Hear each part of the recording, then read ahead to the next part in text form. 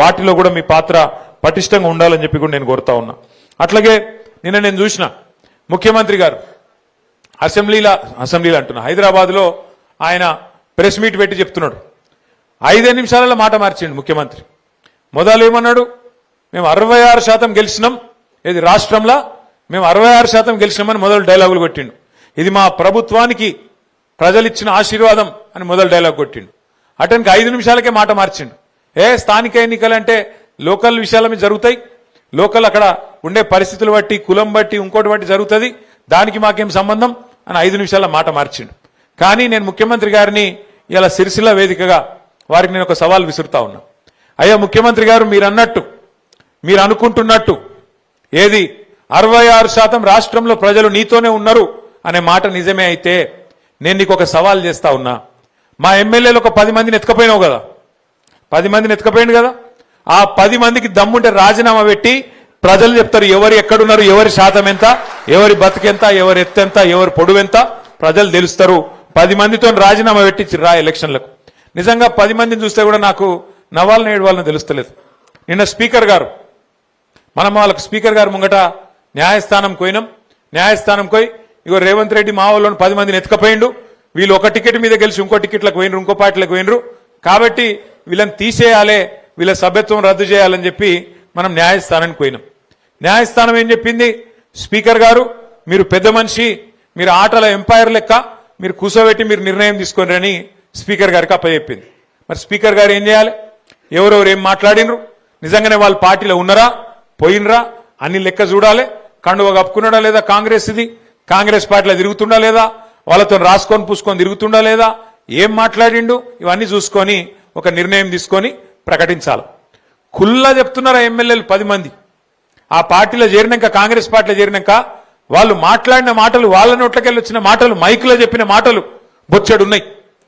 ఆ కడియం శ్రీహరి గారు అని ఒక పెద్ద మనిషి ఉన్నాడు స్టేషన్ కాన్పూర్లో, ఆయననైతే ఓపెన్ గా చెప్పిండు, ఏమని, నేను అభివృద్ధి కోసం కాంగ్రెస్ పార్టీలో చేరినా అని చెప్పి కుల్లా చెప్పిండు.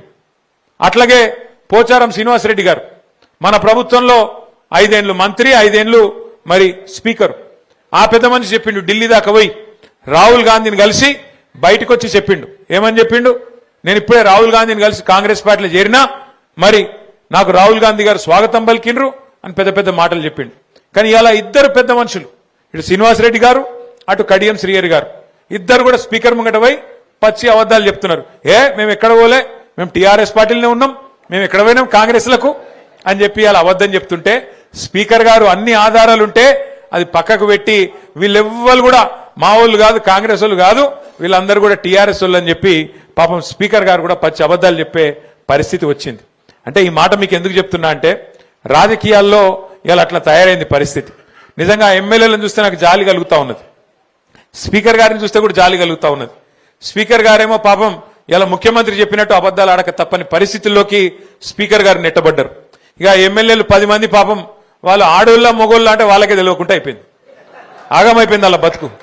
ఏ పార్టీలో నువ్వు చెప్పురాబాయ్ అంటే కాంగ్రెసా బీఆర్ఎస్ఆ చెప్పుకోలేని దుస్థితిలోకి పోయినరు వాళ్ళు. ఇవాళ ఇంత బతికి 70 ఏళ్ళు 75 ఏళ్ళు మంత్రులు చేసి ఉప ముఖ్యమంత్రిగా పనిచేసి ఆఖరికి ఏం పరిస్థితి వచ్చింది, ఏ పార్టీలు ఉన్నవాయా అంటే చెప్పుకునే పరిస్థితి లేదు. ఇలా పోచారం శ్రీనివాసరెడ్డి గారికి, కడియం శ్రీహరి గారికి. ఇక అది కూడా ఒక బతికేనా నాకు తెలియక అడుగుతా. గింత బతికి గింత స్థాయిలో మంత్రులుగా ఉప ముఖ్యమంత్రులుగా పనిచేసి ఆఖరికి ఒక పదవి కోసం, గడ్డిపోస లాంటి పదవి కోసం ఇవాళ సూరు పట్టుకొని గబ్బిలం ఏలాడినట్టు సిగ్గు లేకుండా ఏలాడుతా ఉన్నారు.